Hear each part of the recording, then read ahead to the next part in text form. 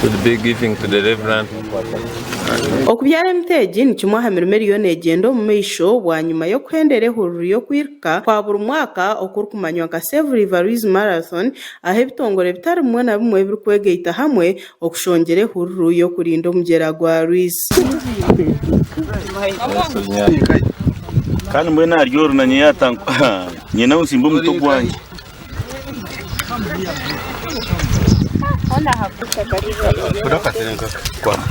Shawire hano ya.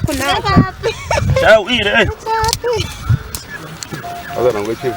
Orukurira ekitongore kya Victoria Management Ministry y'amaizi Stephen Emo ajya ngo bazagumana bakwatira aho barikwenda emiti yo kubyara aha myegeko y'omugyera okutanga emitungo erikwimintika obutashiisha omugyera gukendera gwomere. Of the Ministry of Water and Environment, Victoria Water Management Zone, together with our partners, WWF, Lato Milk,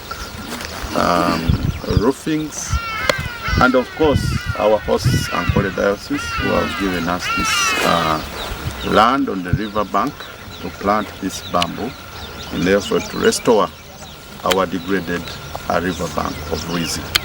We know this will go a long way in controlling the floods that have been ravaging the banks of this river.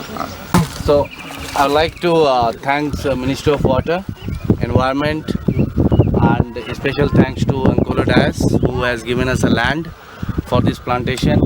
And this is like as a Lato Milk, we are very much committed towards environment sustainability. And one of the trademark for us is Save River Marathon, what we have successfully finished. Oburebeerezi bwa Ankole burukurabira mu kitongore ekyo kurinda ebyobuhangwa baraganisa kuba barikuza kureberera emiti egi no kugihamu bingi nyensya. Nshemerwa kugira ngo tubyare emiti kitubase okukuma obutonde bwezi.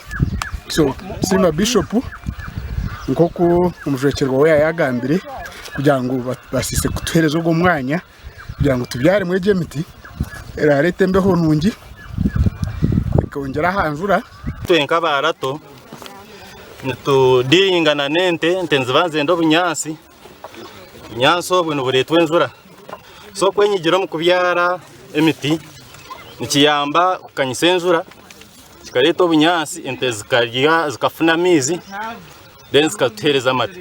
Orukurira eby'amataka g'oburebeerezi bwa Ankole wajwekera Bishop Sheldon nagira ngo oburebeerezi bwahayitaka erikwingana obuhango bwahiika 6 erikwatana n'omugyera ngu kandi nateekateeka kutunga mukyango omu kurinda omugyera hamwe n'okwihamu entaasya emiti yabe kuzire. Itaka ryona erya diocese erihererire ogw'omugyera gwa River Louise, it is like zihika nka acres nka 6 waza kurubara.